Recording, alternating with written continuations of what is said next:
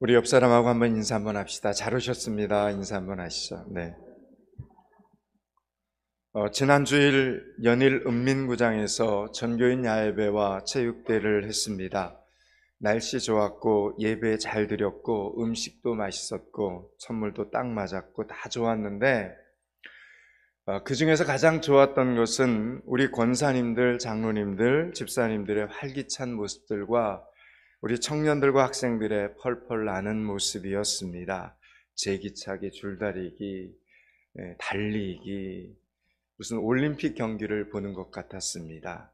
그동안 코로나19 때문에 묶여 있다시피 했던 모든 답답함을 한꺼번에 풀어버리는 시간이었습니다. 중보해 주시고 또 협력해 주시고 섬겨주신 분들께 감사를 드립니다. 포항믿음교회 밴드에 들어가시면 행사 사진과 동영상이 있으니 한번 들어가 보시고 다시 한번 추억해 보실 수 있기를 바랍니다. 교회에는 두 가지 사역이 항상 같이 있어야 합니다. 이걸 꼭 기억하셔야 됩니다. 특별히 재직들과 중직들은 교회에는 하나님의 교회에는 두 가지 사역이 항상 같이 가야 되는구나. 첫째, 영혼 구원입니다. 두 번째는 성도의 교제입니다. 영혼 구원과 성도의 교제는 함께 가야 합니다. 열심히 예배를 이렇게 드리면서 말씀을 붙잡고 또 이번 한 주간 주중에 전도하고 그리고 선교하는 사역과 함께 성도들이 서로 친교를 나누면서 한 가족이 되어가는 사역이 병행되어야 합니다. 우리는 그것을 코이노니아라고 부릅니다. 지난 주일의 사역이 코이노니아 1탄이었다면 오늘 전교인 출석 주일은 코이노니아 몇 탄이 되겠습니까? 2탄입니다. 오늘 예배드리기 전에 각 셀별로 반가운 눈인사도 아마 하셨을 것입니다. 예배 후에는 셀 모임을 통해서 순장들과 가까운 식당과 커피숍에서 즐거운 만남의 시간을 꼭 가질 수 있기를 바랍니다. 그냥 가지 마시고 오랫동안 기도하면서 교회가 또 순장들과 함께 준비한 시간입니다. 오늘 본문에서 예수님께서는 제자들을 부르십니다. 그 제자들을 부르실 때 뭐라고 말씀하시면서 부르시냐면 내가 너희로 사람을 낚는 어부가 되게 하리라 이렇게 부릅니다. 그런데 이 말씀 속에는 내가 너희로 사람을 낚는 어부가 되게 하리라 이 말씀 속에는 아주 깊은 뜻이 담겨져 있습니다. 17절 말씀 우리 한번 보겠습니다. 오늘 보면 17절을 같이 읽습니다. 예수께서 이르시되 나를 따라오라 내가 너희로 사람을 낚는 어부가 되게 하리라 하시니 아멘. 사람을 낚는 어부라는 말은 여러분 좋은 뜻일까요? 나쁜 뜻일까요? 좋은 뜻입니다. 예수님을 안 믿는 사람들에게 복음을 전해주는 전도자를 가리키는 말로 쓰이고 있으니 참 좋은 뜻입니다. 그런데 이 말이 처음에는 그렇게 좋은 뜻이 아니었습니다. 그리고 예수님이 처음 사용하신 말도 아니었습니다. 구약의 예레미야 선지자가 어느 날 여호와의 말씀이니라 하면서 그가들은 하나님의 말씀을 선포했는데 그때 등장한 표현입니다.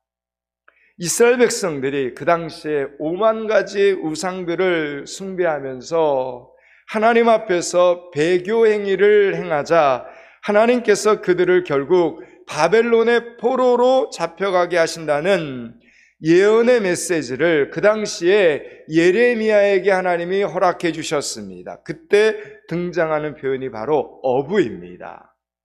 예레미야 16장 16절은 이렇게 말씀합니다. 내가 많은 어부를 불러다가 그들을 낚게 하며 여러분 이 말을 잘 들으셔야 됩니다. 내가 많은 어부들을 불러다가 그들을 낚게 하며 그 다음에 그 위에 많은 포수를 불러다가 그들을 사냥하게 하리니 라고 말합니다. 여러분 여기서 어부라는 표현이 이제 처음 등장을 하는데 어부로 하여금 사람을 낚게 하신다 이렇게 말합니다.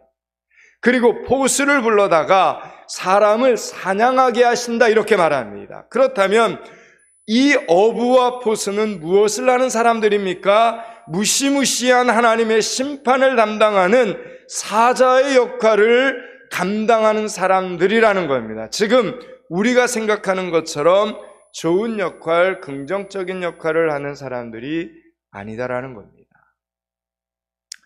그 당시에 말씀을 떠나 배교 행위를 하면서 하나님이 가장 싫어하던 우상 숭배를 했던 이스라엘 백성들은 그래서 사람을 낚는 어부를 만나면 큰일이 나는 겁니다. 왜 그렇습니까? 그 죄의 값을 심판받을 수밖에 없기 때문이라는 겁니다. 그 당시 하나님의 백성이라고 하는 이스라엘 백성들이 어떤 우상들을 숭배했는가 살펴보면 그들은 먼저 바알신을 섬겼습니다. 이 바알신은 돈의 신입니다. 아세라신도 섬겼습니다. 아세라신은 풍요의 신, 즉 성공의 신입니다.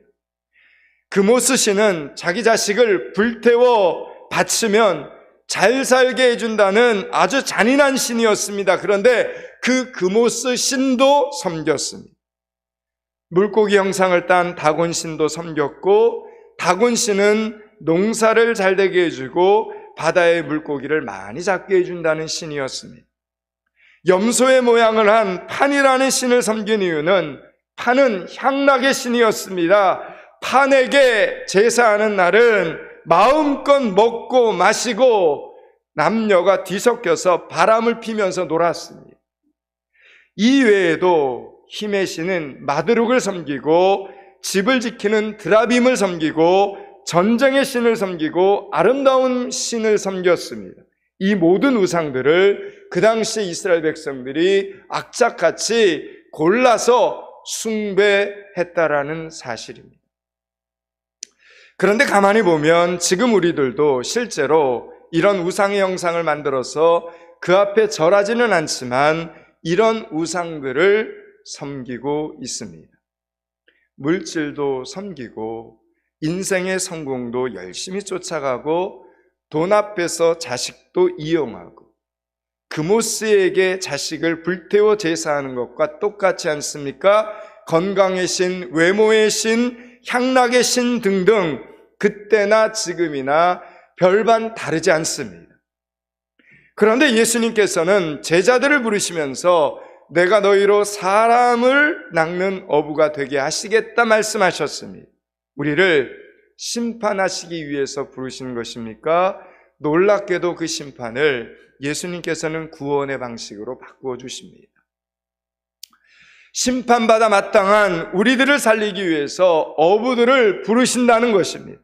심판을 의미했던 어부를 동원해서 사람을 낚는 어부로 부르신다는 것은 심판을 이제는 구원과 용서와 회복으로 바꾸신다는 뜻입니다. 그러면 우리가 받아야 될 그 심판은 누가 대신 받게 되는 것입니까? 예수님 그분이 우리를 대신해서, 저와 여러분을 대신해서 그 죄에 대한 값을 받으신다는 겁니다. 우리를 구원하시고 우리를 살려내서 우리의 인생을 고쳐주시려고 예수님께서 그 심판을 대신 받으시는 것입니다.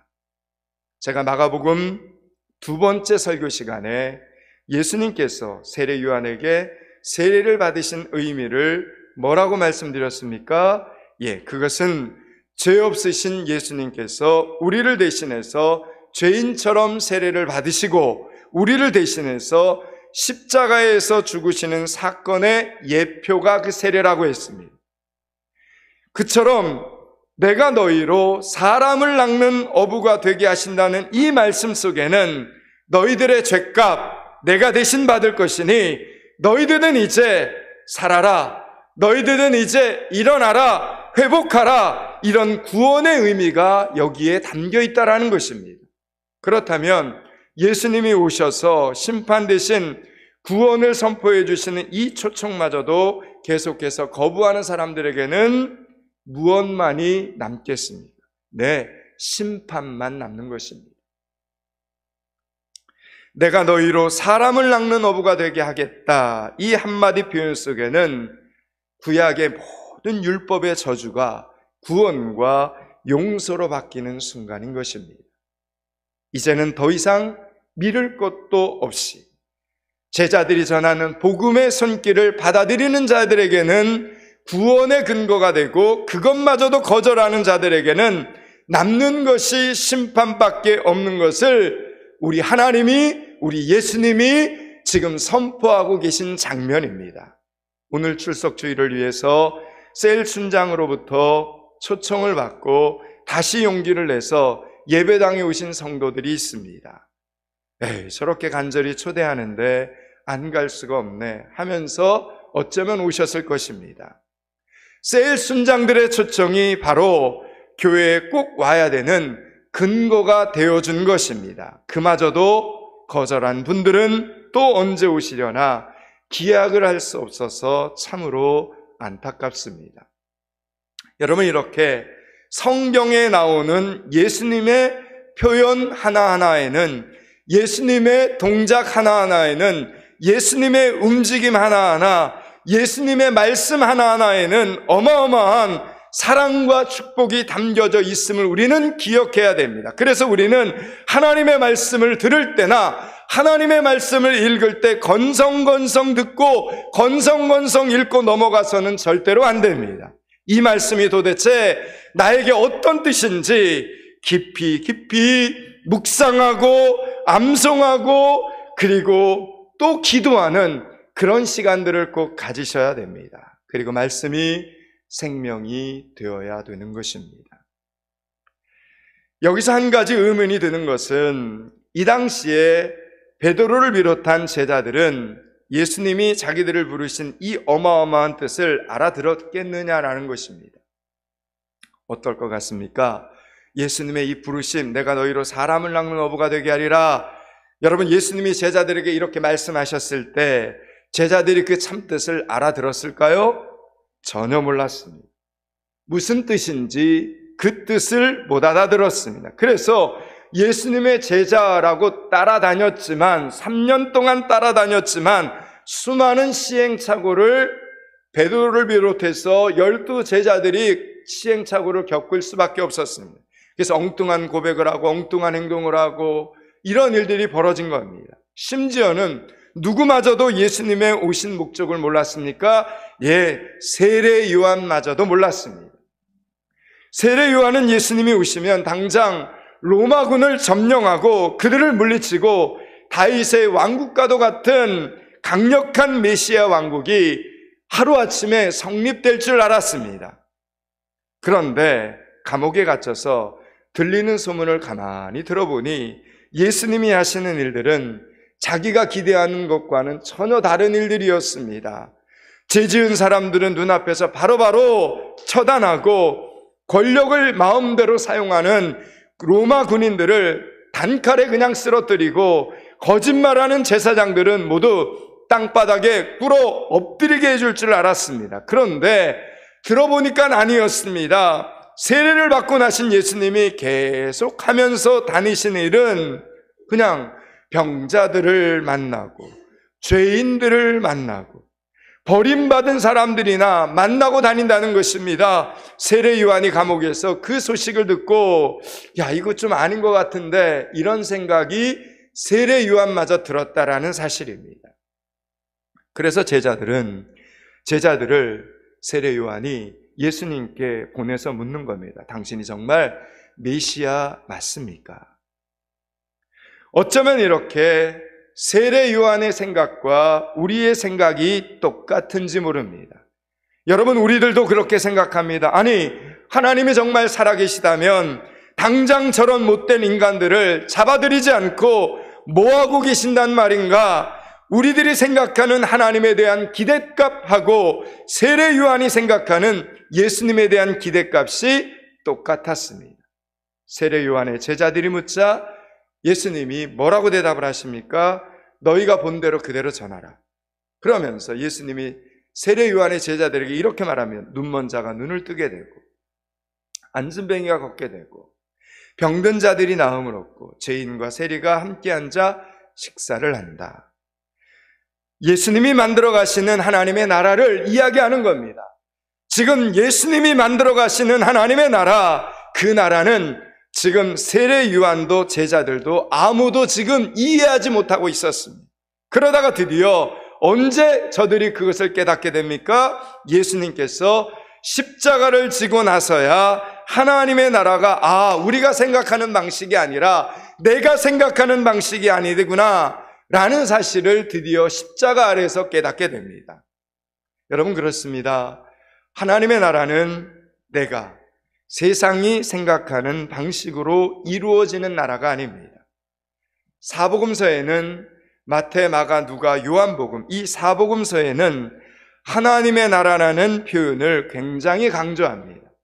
오늘 본문에서 마가도 역시 하나님의 나라라는 표현을 등장시키고 있습니다.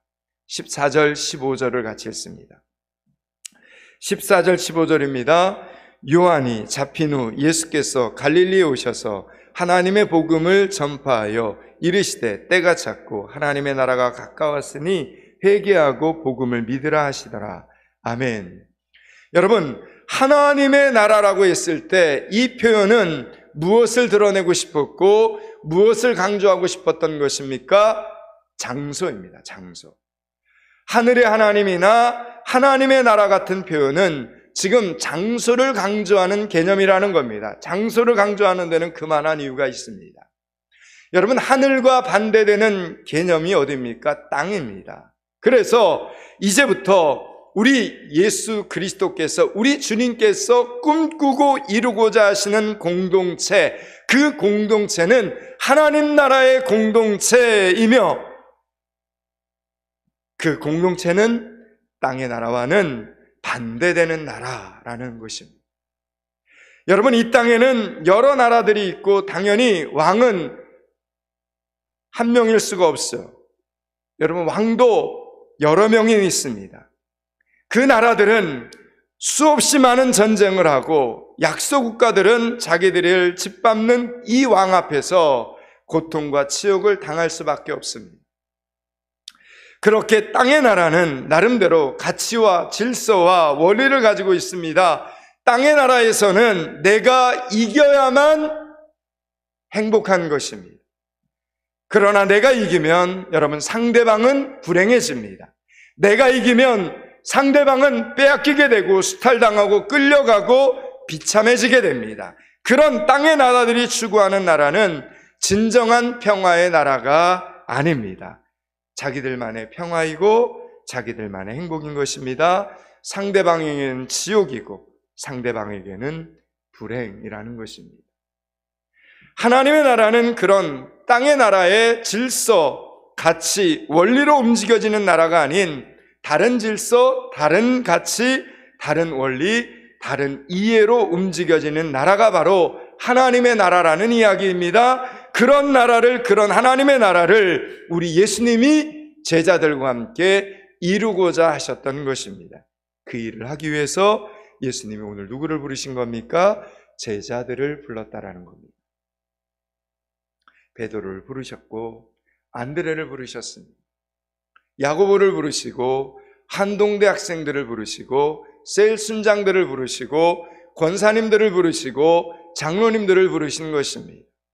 어떤 나라를 만들기 위해서입니까? 세상의 가치관과는 다른 가치관을 가진 나라. 사랑하고 철저히 세워주고 기회만 되면 칭찬해주고 베풀어주고 소중히 여겨주고 아껴주고 기도해주고 섬겨주는 그런 나라, 그런 공동체를 만드시려고 하나님이 부르셨다라는 이야기입니다. 우리 예수님이 제자들을 불렀다라는 이야기입니다. 그 예수님께서 만드신 하나님 나라의 모형이 바로 교회 공동체입니다. 교회 공동체. 여러분, 우리는 사람이 만든 교회가 아니고 사람이 모은 공동체가 아닙니다.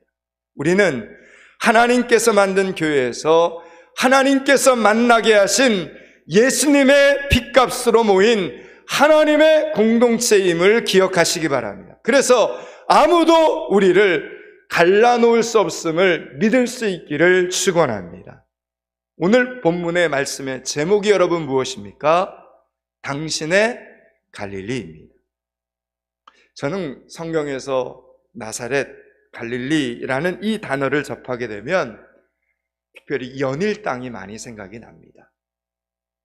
그래서 많이 묵상을 하게 되는 단어입니다. 여러분, 왜 갈릴리인지 말씀을 한번 다시 읽어보겠습니다. 16절을 같이 한번 읽습니다. 16절입니다. 갈릴리 해변으로 지나가시다가 시몬과 그 형제 안드레가 바다에 금을 던지는 것을 보시니 그들은 어부라. 아멘. 예수님이 사역을 시작하시면서 제일 먼저 처음 방문했던 곳 갈릴리였습니다. 가난하고 초라한 달동네와 같은 이 갈릴리에서 예수님은 당신의 공생의 사역을 시작을 한 겁니다. 그리고 훗날 부활하신 예수님이 처음 찾으신 곳도 여러분 갈릴리입니다. 그만큼 갈릴리라는 이 마을은 성경 전체에서, 신약 성경 전체에서 예수님의 주된 사역지가 바로 이 갈릴리 땅이었습니다. 마태복음 4장에서는 보면 이 갈릴리를 뭐라고 부르냐면 이방의 갈릴리 이렇게 부릅니다. 이방의 갈릴리. 그러면 갈릴리가 이방 땅에 있었느냐 이렇게 생각할 수도 있는데 그건 아닙니다. 그러면 왜 갈릴리를 이방의 갈릴리로 불렀느냐 하면 거기에는 좀 슬픈 역사가 있습니다. 여러분, 갈릴리는 지형적으로 보면 북쪽에 국경지대에 있다 보니까 항상 강대국이었던 아수르나 바벨론 그 외에도 열강들의 침략의 통로가 되는 그런 지역이었습니다. 그러다 보니 갈릴리는 늘 다른 나라 사람들이 들락달락하면서 필연적으로 섞여 살게 됩니다. 그러면 그 지역의 유대인들의 삶은 안정적이었겠습니까? 불안했겠습니까? 늘 빼앗기고 수탈당하고 억울함과 슬픔이 많은 그런 곳입니다. 게다가 오랜 역사에 걸쳐 혈통이 이렇게 막 섞이다 보니까 정통 유대인들, 그러니까 정통 예루살렘 유대인들에게는 사마리아 다음으로 천대받는 지역이 갈릴리였습니다. 그래서 이 지역이 이방 땅에 있는 것도 아닌데 이방의 갈릴리라고 불릴 만큼 이방인 취급을 받았던 곳입니다. 그런데 여러분, 놀라운 건 그곳에, 그런 땅에, 그 마을에 그리스도로 오신, 메시아로 오신 우리 예수님께서 그 갈릴리 나사렛에서 자라났다는 겁니다. 그리고 대부분의 당신의 사역도 이 지역에서 하셨습니다. 심지어는 부활 후에도 제자들과 갈릴리에서 만나자고 약속을 하십니다. 그만큼 갈릴리에 애착을 우리 예수님이 갖고 계셨습니다. 왜요? 아픔이 있는 지역이었기 때문에, 상처가 있는 지역이었기 때문에, 억울함이 있는 지역이었기 때문입니다. 슬픔과 비운의 역사가 고스란히 녹아져 있는 갈릴리 땅을 우리 예수님은 특별히 불쌍히 여기시오 그곳에 오래오래 머무시면서 그곳에서 당신의 12 제자들을 하나씩 부르셨습니다. 예수님께서는 그 어떤 것보다도 가장 먼저 이 갈릴리 땅에 오셔서 하나님의 나라를, 하나님의 복음을 선포하셨습니다. 14절 말씀, 14절 15절입니다. 14절 15절을 같이 읽습니다. 요한이 잡힌 후 예수께서 갈릴리에 오셔서 하나님의 복음을 전파한 이르시되 때가 찼고 하나님의 나라가 가까웠으니 회개하고 복음을 믿으라 하시더라. 아멘. 세상의 가치관과는 다른 가치관, 믿음, 소망, 사랑으로 승리하는 하나님의 나라가 가까웠으니 회개하고 복음을 믿으라 선포하셨습니다. 여러분, 성경에서 말하는 회개는 세상에서 생각하는 회개와 다릅니다. 성경의 회개는 항상 그 근본이 하나님의 언약의 뿌리를 가지고 있습니다. 붙잡혔던 포로들이 있었습니다. 그런데 왕이 전쟁터에 나가서 마침내 승리를 얻습니다. 승리를 통해서 붙잡혔던 포로들을, 붙잡혔던 백성들을 구출하여 데리고 돌아오는 것, 그것이 회개입니다. 그래서 여러분, 회개의 주도권은 죄인인 우리에게 있는 것이 아닙니다. 승리하신 우리의 왕께서 포로되었던 우리를 되찾아서 그냥 그분의 행렬에, 그분의 승리의 행렬에 우리를 끼워 넣어주신 겁니다. 우리가 감히 언감생신, 꿈도 꿀 수 없는 승리의 길을 걷게 하신 것, 그곳으로의 초대가 바로 회개하라는 초청인 것입니다. 사랑하는 여러분, 우리에게는 모두 갈릴리가 있습니다.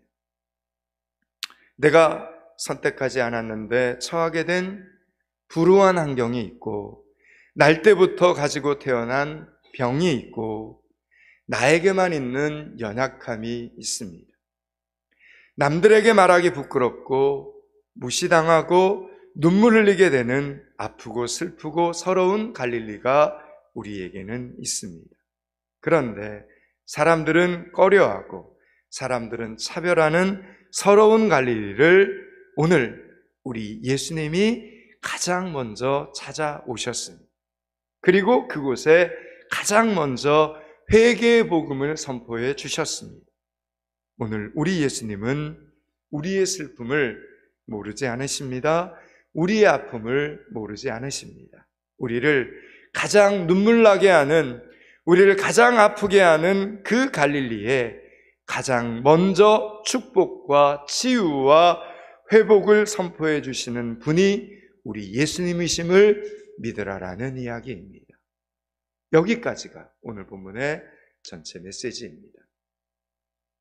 이제 말씀을 마치려고 합니다. 사랑하는 여러분, 예수님은 우리를 쇠 갈고리에 묶여있는 심판을 받아야 하는 죄인으로 두지 않으셨습니다.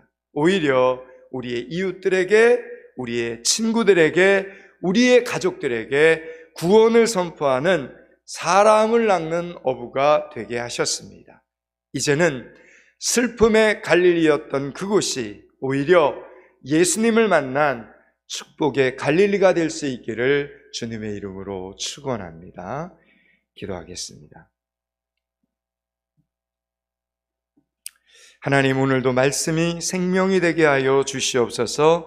말씀이 승리가 되게 하여 주시옵소서. 말씀이 권능이 되게 하여 주시옵소서.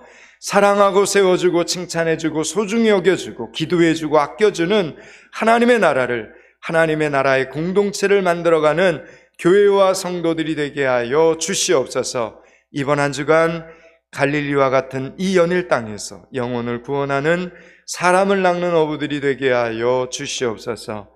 예수 그리스도 이름을 받들어 기도드리옵나이다. 아멘.